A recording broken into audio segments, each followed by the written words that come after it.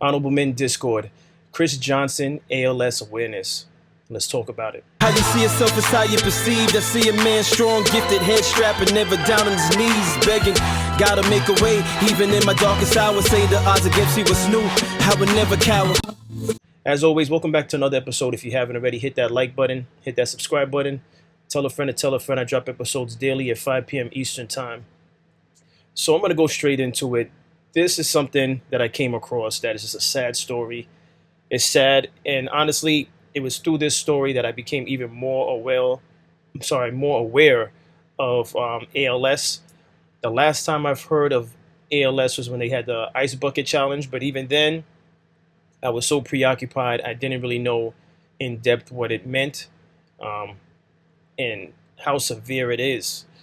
So this week, former football star, Tennessee Titan, he played for other teams as well.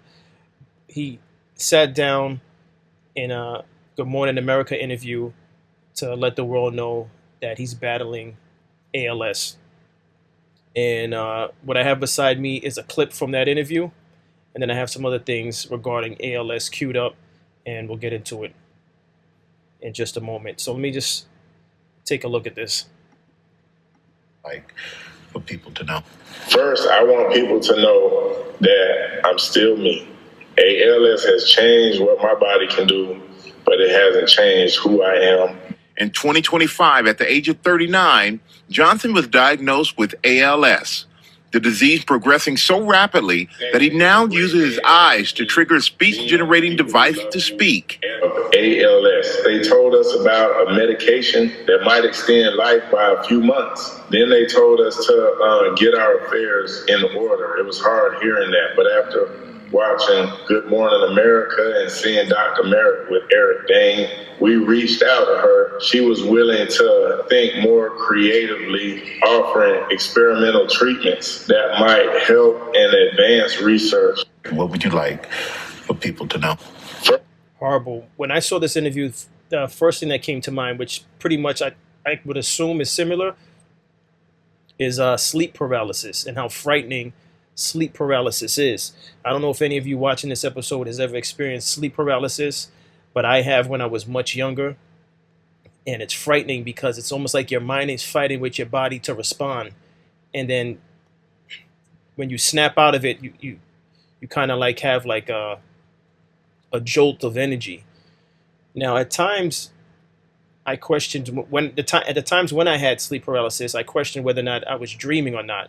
But it felt so real, I believe that it was a form of sleep paralysis. Or at least that's what I believe. But when I sat down and watched this interview in its entirety, and I saw his eyes moving side to side, I said, "This is horrible. I would not wish that on my worst enemy." And it continues to put things in perspective for me. As a grown man, I say to myself, man, there's so many reasons to be fortunate. I know there's times that, many of us, we look to social media, and we look at other people's lives, and we look at what we don't have, and we say, man, I haven't done anything with my life. Some of us say that, and we question where we're going in this world. But let me tell you, just being a functional human being is something to be grateful for. The fact that you can get up, take a long walk, go to the park, take a jog, go to the store, get something to eat. The functions that you take for granted is something to be grateful for at all times. At all times. Don't skip a day being grateful for the things that you have. The fingers to be able to grab something, to hold on to something. Your feet to be able to walk. I could go on and on. There's people in the hospital right now that wish they could have the health that some of you watching this episode have. And that's the reason that's the purpose, I should say, of this episode. I wish Chris nothing but the best. It's horrible. Watching that was horrible. But here's some other things I have just to educate you all on ALS. I just came to know that Chris Johnson has been diagnosed with ALS. ALS is Lou Gehrig's disease. It's a terrible neurodegenerative condition. The motor neurons, so the neurons that control your ability to move throughout your body pretty much start to die away and degenerate in a slow, terrible multi-year process that honestly I would not wish on my worst enemy. So my thoughts go out to Chris Johnson, to his family, to his friends, to everybody in the football community. But ALS in football is a real concern.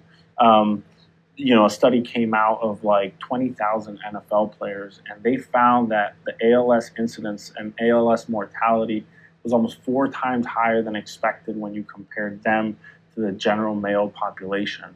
And the part that's really striking is the players that developed ALS actually had on average longer NFL careers than the players who didn't develop ALS, which suggests that the more years you play, the more years of exposure may actually matter.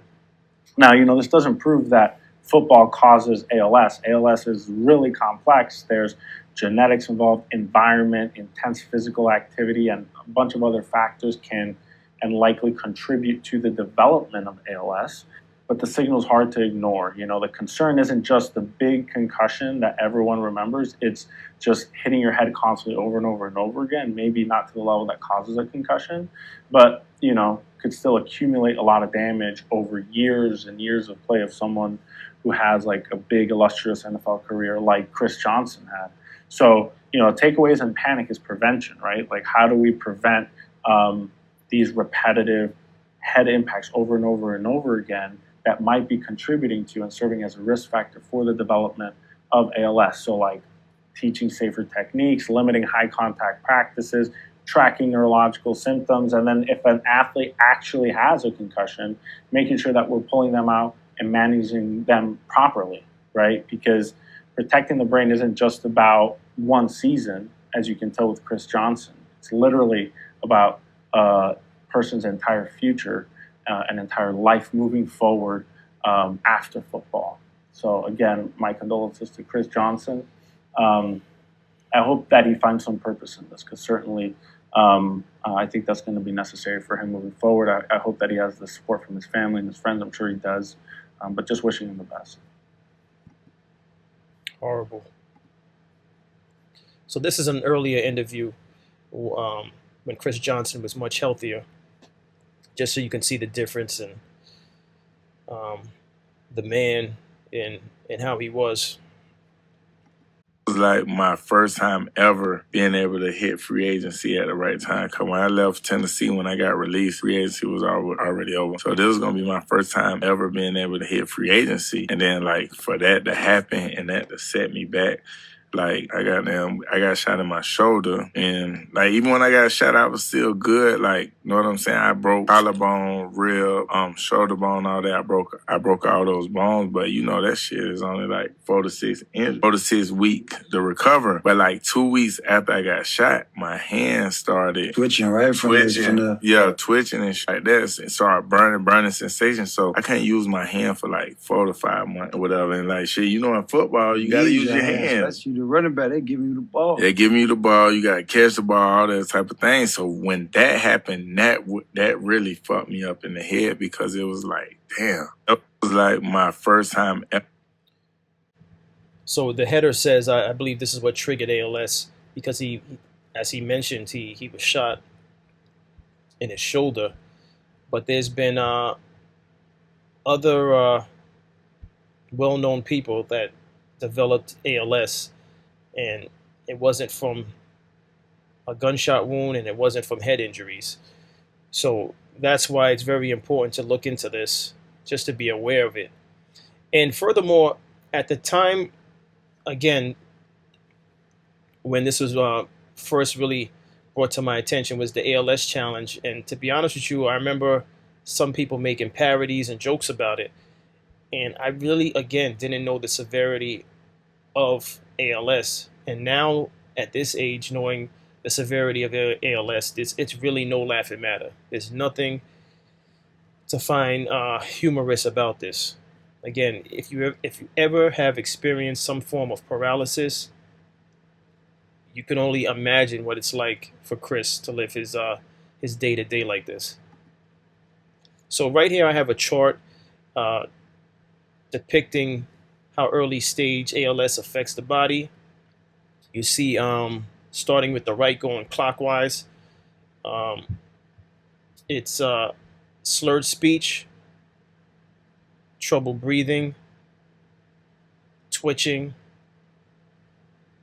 lower limb weakness, tripping, I guess tripping for no reason, muscle cramps, clumsy hands and fingers, trouble swallowing, and then lastly, poor posture. I'm going to leave this chart up for a few seconds if you want to snap a picture or pause the video. Again, these are early stage signs of ALS and how it affects the body.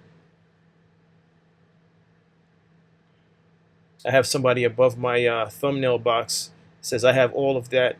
I have all of this at any given time. Yeah, go see a doctor. Go see a doctor. So I'm going to end with this video, and not to be a downer, but again, this is all part of the awareness. And just to show you how serious this is, these are celebrities who were affected by ALS.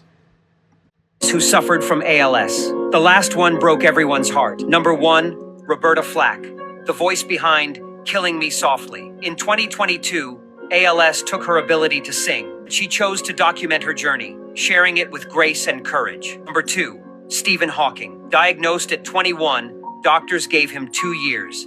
He lived 55 more, writing A Brief History of Time while confined to a wheelchair and speech device. When he passed in 2018, the world lost a once-in-a-generation mind. Number 3, Steve Gleason, former NFL player, diagnosed in 2011. Though he lost his ability to move, he founded Team Gleason and helped launch the Ice Bucket Challenge, raising millions for ALS research. Number 4, Lou Gehrig, the baseball legend who put ALS in the spotlight. His luckiest man alive speech remains one of sports' most moving moments. Number 5, Eric Dane, Grey's Anatomy and Euphoria star, diagnosed in April 2025. Instead of stepping away, he returned to set, determined to keep working and inspiring through the pain. Celebrities who suffered from ALS. Again, with life, day-to-day responsibilities. Roberta Flack, I covered an episode on Roberta Flack showing when Lauryn Hill sang at her funeral. I wasn't even aware, even from doing that episode. I don't know how I missed that. I wasn't aware that she passed due to ALS. The actor from Euphoria, I've seen him in several films. I wasn't aware that he passed away from ALS. This is a serious thing. And just a reminder for those of you out there, I cover a lot of different topics, but just go out there and live your life. When you have things that you want to accomplish, you have goals, just go and do it. Don't procrastinate, because you really don't know how this life is going to turn out. It's just a gamble when it comes to your health. You could only hope that you continue to grow old in good health. There's people who develop cancer. There's people who have strokes, ALS,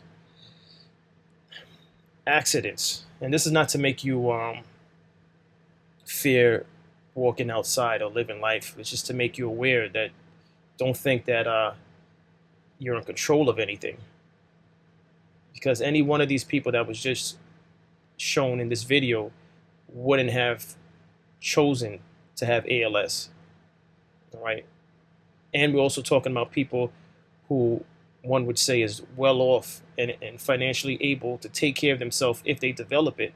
And yet there's still no cure, There's still no cure even when you're financially stable. So when you live a life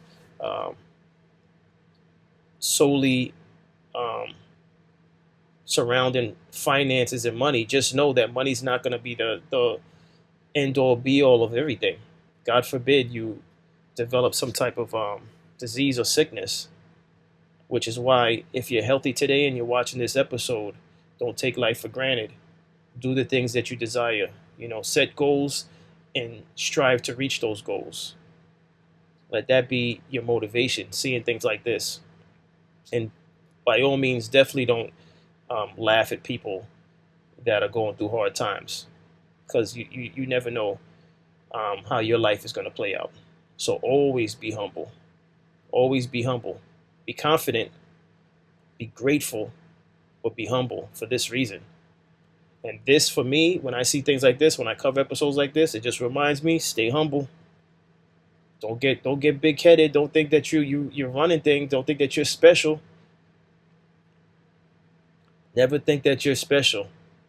Everyone is special. Everyone has family and friends that love them, and this was just sad to see this. Again, when I watched the entire episode, video, I should say, interview. When I saw this entire interview, it was depressing. It really was. But I wish Chris Johnson the best, his wife the best, his children the best, and any other person out there that has ALS or any other sickness or illness. I wish you all the best, and may you get healthy. But that's all I have on this episode. What's your thoughts on ALS? Do you know anyone with ALS? How are they coping with it? And that's all I have. Listen, as always, I appreciate everyone for tuning in. Hit that like button, hit that subscribe button. Tell a friend to tell a friend. I drop episodes daily at 5 p.m. Eastern Time. And as always, stay honorable.